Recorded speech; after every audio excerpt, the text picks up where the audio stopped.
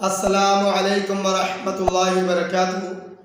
نحمدہ ونصلی علی رسولہ الکریم، اما بعد فاعوذ باللہ من الشیطان الرجیم، بسم اللہ الرحمن الرحیم۔ فما استمتعتم بہ منہن فآتوہن اجورہن فریضہ۔ عزیز دوستو، ایک بھائی نے سوال کیا ہے کہ متع کے متعلق اہل سنہ کا جو موقف ہے وہ درست کیوں ہے؟ تو عزیز دوستو، یہ بات یاد رکھیں کہ اہل سنہ اور تشیع کے درمیان ایک اختلافی مسئلہ متع کا ہے۔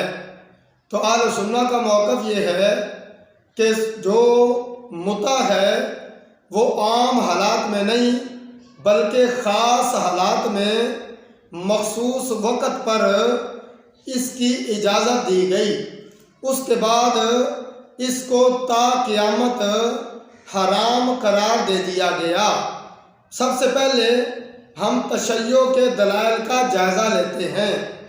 تو وہ جو پہلی دلیل پیش کرتے ہیں اور سب سے بڑی دلیل جو پیش کرتے ہیں وہ سورہ نساء آیت نمبر 44 ہے کہ اللہ تعالیٰ نے جس طرح محرمات کا تذکرہ کیا، اس کے بعد آگے جو اجازت دی ہے کہ وَأُحِلَّ لَكُم مَّا وَرَاءَ ذَلِكُمْ، تو یہ تفصیل بیان کرنے کے بعد اس آیت میں جو الفاظ ہیں فَمَا اسْتَمْتَعْتُم بِهِ مِنْهُنَّ فَآتُوهُنَّ أُجُورَهُنَّ فَرِيضَةً، اس سے وہ غلط استدلال کرتے ہیں، حق مہر کے بجائے وہ یہ کہتے ہیں کہ اس کا مطلب یہ ہے کہ آپ تھوڑے وقت کے لیے، مقررہ وقت کے لیے نکاح کریں، اس سے فائدہ حاصل کریں، اپنے مال کے بدلے میں فائدہ اٹھائیں۔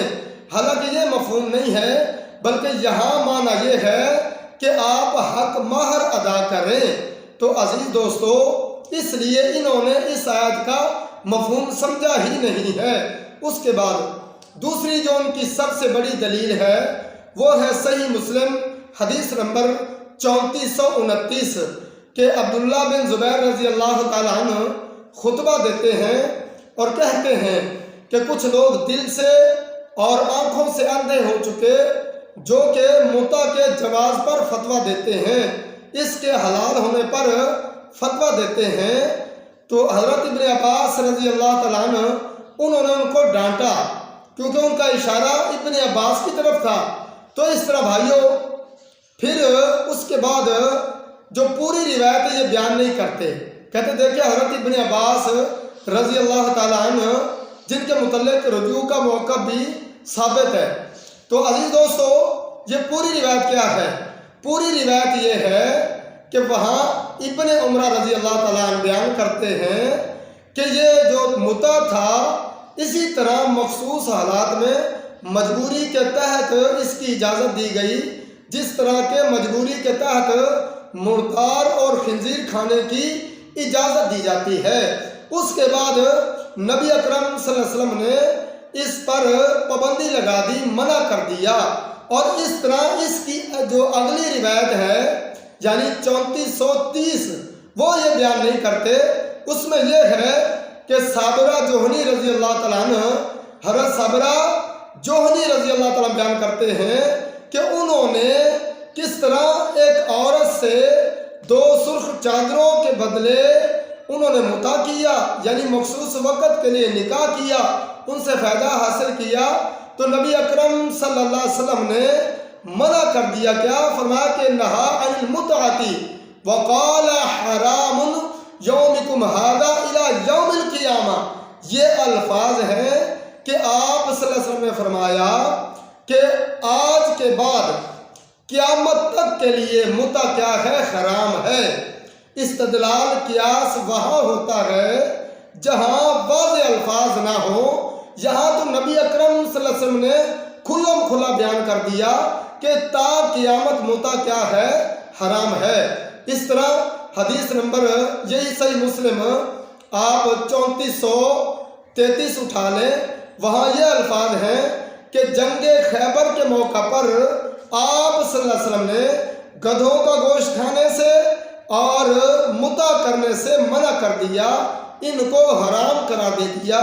اس طرح بخاری شریف میں آپ کو 5115 से लेकर ग़ालिबन 5120 तक ये 5-7 रिवायात आपको इस मौजू पर मिलेंगी और इस तरह सही मुस्लिम में ये रिवायात मिलेंगी।